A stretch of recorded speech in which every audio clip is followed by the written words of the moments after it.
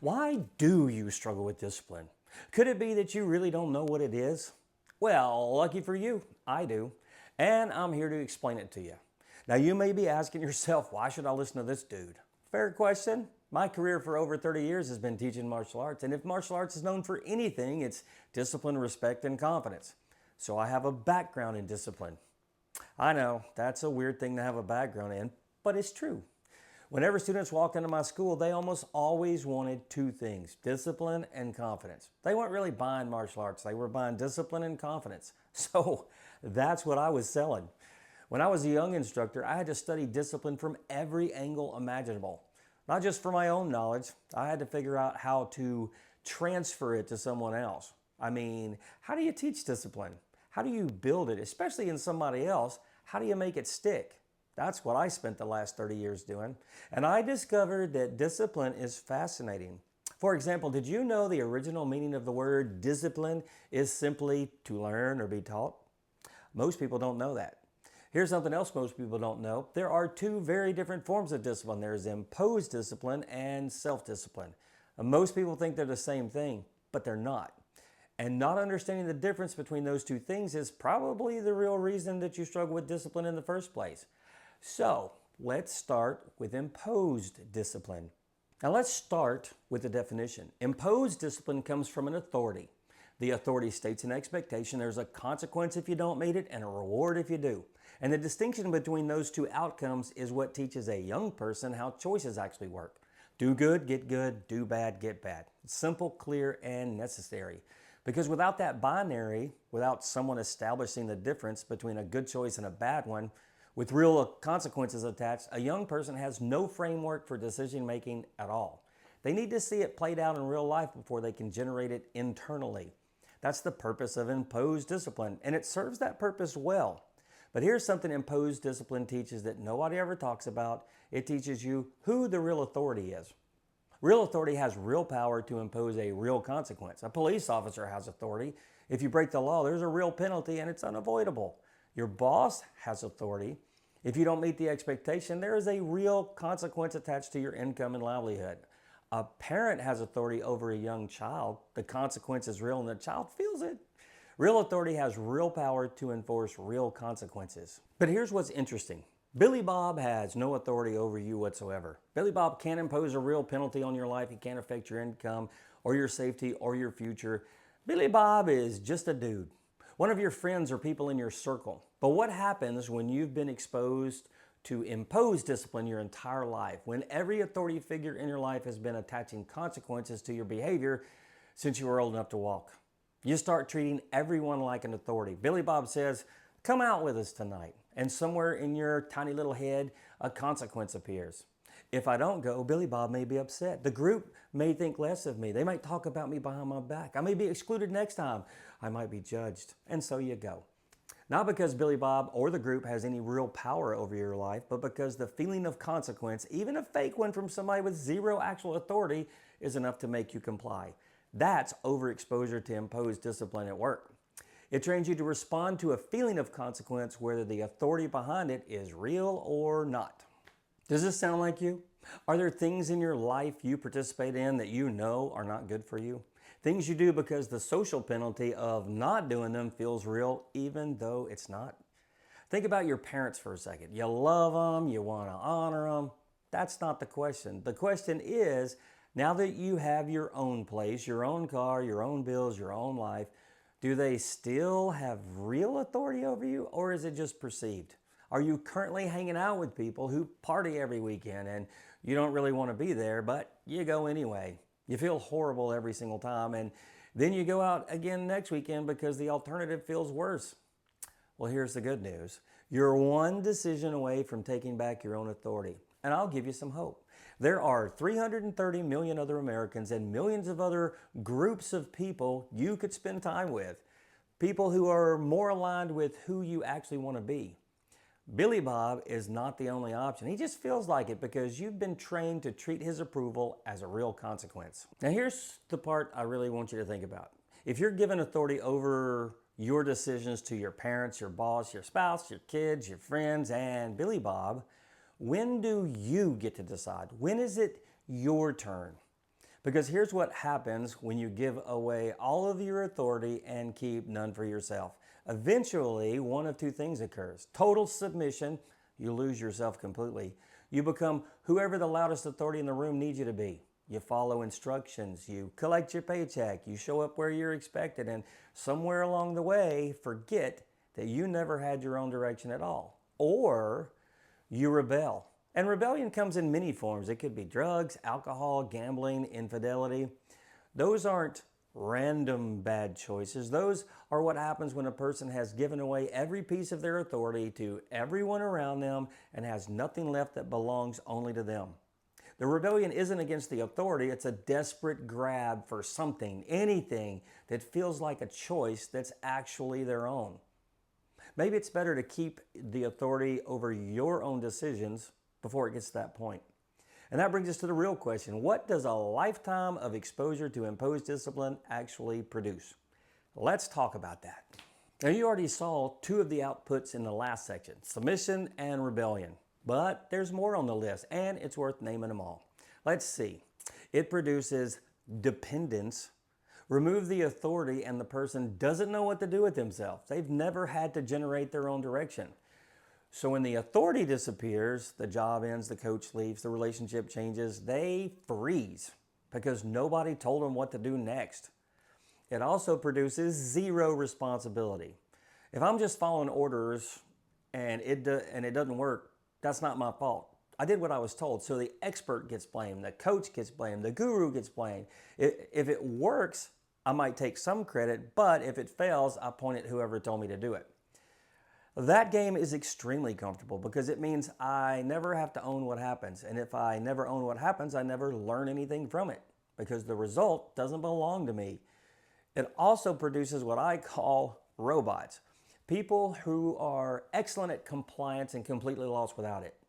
Who've never been asked what they actually want and genuinely don't know how to answer that question. And it produces, and you already know this one, rebellion.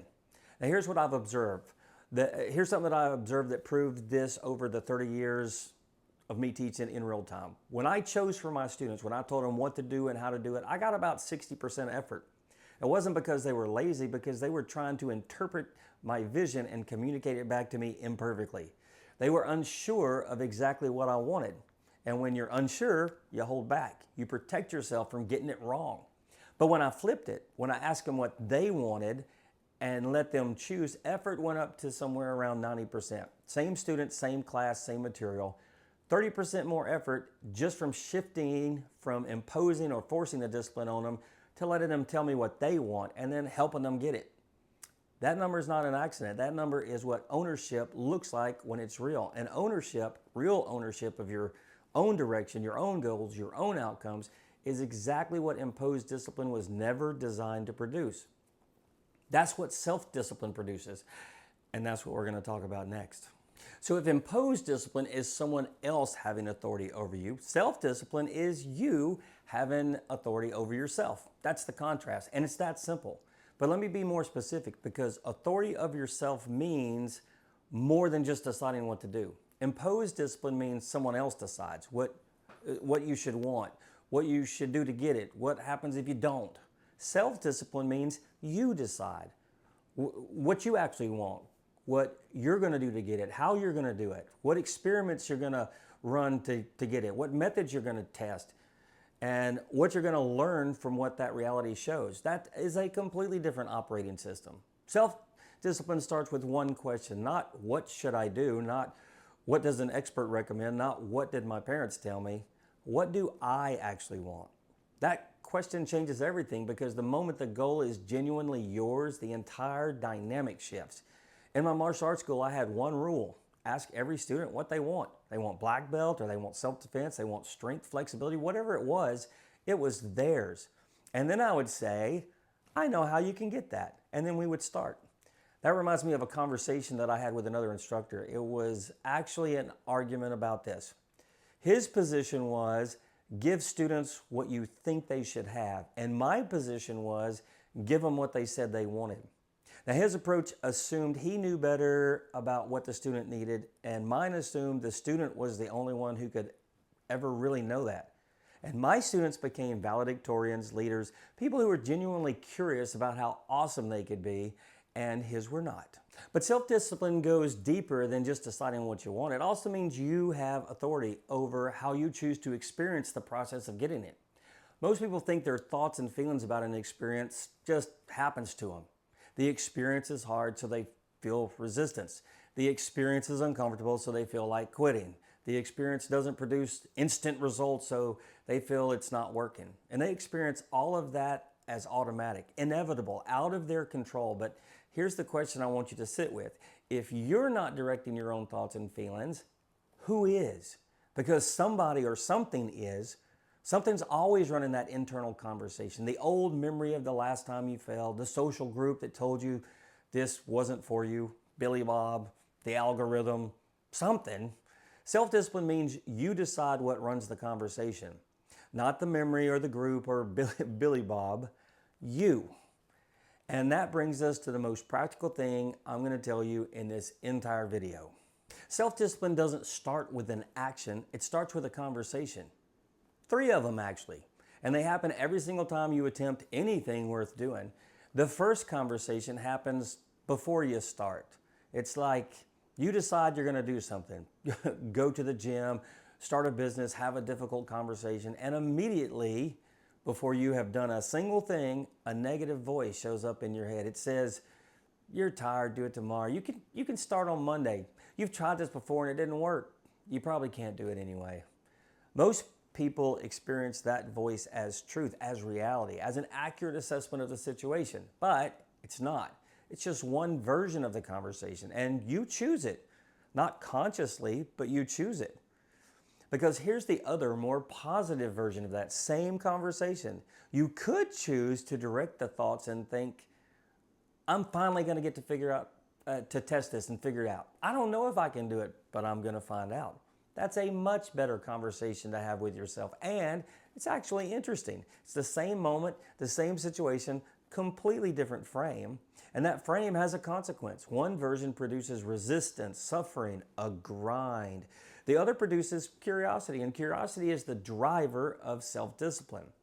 Now, the second conversation happens during the thing. You're in the middle of the thing. It's harder than you expected. It's uncomfortable. Your brain starts asking, why am I putting myself through this? And again, most people let the negative version run. This is terrible. This hurts. I don't think this is working. I should probably stop. But here's the other, more positive choice. This isn't so bad. If I keep doing this, I can already see how it's going to make me better. I'm not stopping here. If I can do this, what else can I do? It's the same discomfort, completely different relationship to it. One version produces quitting, the other produces momentum. Now, the third conversation happens after you're finished, after you did the thing. And now your brain is evaluating it. The negative version sounds like this. I did not like how that felt. This is too hard. I'm not sure it was worth it. I probably won't do it again. The positive version sounds like this though. I did what I said I was going to do, and that feels good. I learned something about myself, that I can do this. I want to see what happens if I do it again. Same experience, completely different conclusion. One version ends the experiment. The other version continues it. Now here's the thing. Most people have been running the negative version of all 3 conversations their entire life. Not because they're negative people, because nobody ever told them they had a choice about which version to run. That choice, that agency over your own internal conversation is self-discipline. And it's at the most fundamental level. It's not the action, it's the conversation around the action. Because here's what I've learned from 30 years of watching people attempt hard things. The action is almost never what stops people. It's the conversation. And if you're not directing that conversation, something else is. Why don't you decide that something is you? Now, imposed discipline never produces the willingness to learn things you don't want to learn. Let me show you what I mean. All I ever wanted was to be on a big open floor with students who are open to learning martial arts. That is all I wanted. That was the whole dream. Teaching on a mat with people who showed up ready to learn. So I opened a school, and immediately I discovered that nobody knew my business existed. So I had to learn marketing. I didn't want to learn marketing. I wanted to teach martial arts. But if I actually wanted students on that floor, I had to figure out how to find them. So I learned how to do demonstration, make flyers, use direct mail. Then, where do I put the flyers? Am I going to get in trouble for this? How does direct mail actually work? I didn't want to know any of that, but I learned it because the mission required it. Then students came in and I was so happy and grateful. But then rent came due and I didn't have enough students. So back to marketing. Then I finally had enough students to keep the doors open. And then my wife reminded me that I also needed to bring money home. So I needed more students. So back to marketing again. Then a letter arrived from the IRS. Now I had to learn accounting. I didn't want to learn accounting, but the mission required it. Then I needed to build a community inside my school so students would stay longer. Now I had to learn event planning and relationship building and how to be a mentor and a counselor and a strong male role model for kids who didn't have one at home. None of that is what I signed up for. All of it was what the mission required. And here's the thing, I didn't mind learning any of it. Not because I loved marketing or accounting or IRS correspondence. I did not. But because the frame I put around all of this is if I want to keep teaching, then I have to learn this other thing to get there. That's it. That's the whole frame. If I want this, then I have to do this to get it. And that frame is the difference between self-discipline and everything else. Now here's what I want you to understand about that frame. It's not unique to me. If you want to be successful at business, for example, you have to study the people who are in business that have already become successful and look for the things that they all have in common. Like look at Elon Musk. He made electric cars, reusable rockets that get caught by chopsticks, satellite internet, a tunnel boring company, and he wants to go to Mars. Does that look like someone who's grinding through the suffering? Does that look like someone forcing himself through things that he hates? Or does it look like someone who's genuinely curious about whether he can pull it off or not? Look at Jeff Bezos, starting in a garage, wanted to sell books online and ship them to customers. No model for how to do it at that scale. Just a question, can I actually pull this off? And look at Sam Walton, the founder of Walmart, curious about whether he could put every product a household needs, including groceries, under one roof and turn it into a nationwide company. Nobody had done it quite like that before. He just wanted to find out if it was possible. You can love those people or you can hate them, but that's not the point. The point is the pattern is identical. They found something they actually wanted badly enough to learn everything that came with it, and reality kept teaching them, and they kept learning. That is my definition of discipline. The original meaning, to learn or be taught. Not because someone forced you, because you chose something worth learning for. And here's what that produces. Not just the thing you wanted, a version of yourself that's more capable than the version that started. Everything I learned in the service of teaching martial arts, the marketing, the accounting, the events, the relationships, the mentorship, made me better at the thing I actually loved. Because everything learned in service of a genuine mission compounds. Self-discipline doesn't just produce outcomes, it produces a large level of capability. And the person built from genuine want and real learning and owned incomes becomes curious about how awesome they can be. Not how awesome someone else decided they should be, how awesome they can be. That is what self-discipline produces. That is a completely different life. Now here's what I want you to think about. Maybe the reason you struggle with discipline isn't weakness. Maybe it's not laziness or a character flaw. Maybe it's because you've been running two operating systems simultaneously your entire life. One was installed by everyone else, your parents, your coaches, your teachers, your boss, Billy Bob. Every authority, real and perceived, that's ever attached a consequence to your behavior. That system says, wait for instructions, follow the authority, comply with the expectation. And if it fails, you can always blame someone else. The other system is yours. It's always been yours. It's the part of you that knows what you actually want, that gets curious about whether you can pull something off, that runs the positive version of the conversation before, during, and after. that doesn't mind learning the hard adjacent stuff because the mission is genuinely worth it. Those two systems are in direct conflict with each other. Every single time you hit a pivot point, every time a decision needs to be made, one says, wait for permission. The other says, just go, try it, go for it. That conflict is exhausting. And it makes discipline feel impossibly hard. And it's not because you're broken, it's because you've been caught between two systems that were never designed to run at the same time. You've seen what imposed discipline produces: dependence, blame, transfer, robots, rebellion, a life spent complying with authorities, real and perceived, until either submission or rebellion ends it. And you've seen what self-discipline produces: capability, curiosity, the willingness to learn everything that comes with the thing that you actually want, a version of you that's more capable than the one that started, an adventure that never stops. The way out is not more force. It's not another system. It's not another guru with another morning routine telling you what you should want and how you should get there. The way out is a decision, just one decision. Decide that the authority in your life is you. And then direct the first conversation, the one that happens before you start, the one where the voice shows up and tells you that you're tired, that you should start Monday, that you've done this before. Or you can choose the other version that says, I finally get to test this out. I don't know if I can do this yet, but we're going to learn today. That's where self-defense, that's where self-discipline starts. Not in a system someone sold you, not in suffering through things you hate until you either push through or break. In a question: what do I actually want?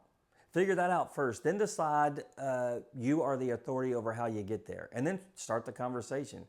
If you want to go deeper on this, if you want to understand the full framework that self-discipline fits inside, subscribe and stay with me, because this is just one piece of a much larger system that starts with what you believe and ends with a life those beliefs actually build.